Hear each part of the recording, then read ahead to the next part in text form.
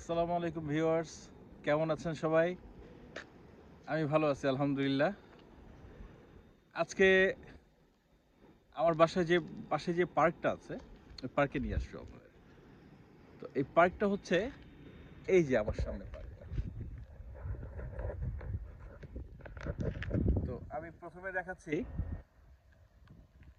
আজকে +8 degree temperature. বসন্ত উকি দিচ্ছে আমাদের কানাডায়।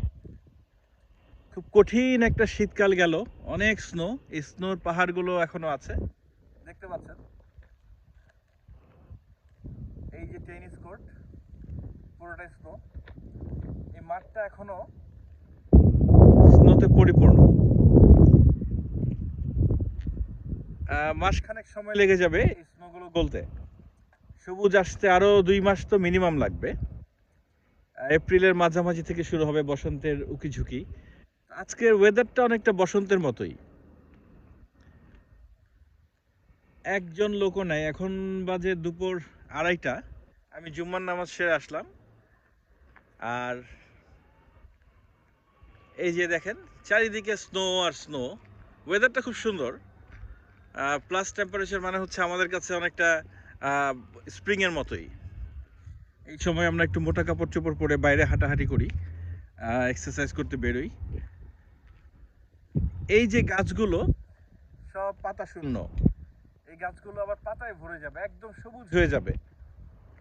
আমি সামারে আবার নিয়ে আসবো এই পার্কটায়। এই পার্কে আমি মাঝে মধ্যে আসি, একা একা একা সময় কাটাই কখনো, কারণ বাচ্চারা সবাই বড় হয়ে গেছে, ওদের এখন আর পার্ক ভাল লাগে না। আর আমি সবসময় প্রকৃতি প্রেমিক মানুষ, আমার প্রকৃতি সবসময় ভালো লাগে একই রকম। তো এই হচ্ছে আমার নেবারহুড। এখান থেকে আমার বাসায় হেঁটে যেতে 5 মিনিট লাগে, আমি ড্রাইভ করে আসলে 1 মিনিট। আর এই যে হচ্ছে হসপিটাল, আমার বাসার ঠিক পেছনে, ওয়াকিং ডিস্টেন্স বলতে পারেন। আর এই দিকে হচ্ছে বিল্ডিংগুলো, একটা ডাউন টাউন, মানে এখানে অফিস টফিস আছে এখানে, আর কিছু হাইরাইজ বিল্ডিং আছে, ফ্যামিলি থাকে।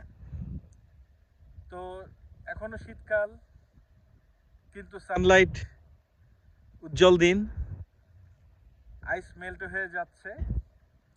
আস্তে আস্তে আমরা ভুলে যেতে থাকবো যে একটা শীতকাল ছিল আগামী 10 মাসের জন্য।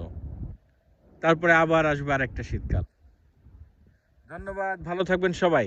আবার দেখা হবে সুন্দর কোনো ভিডিও নিয়ে।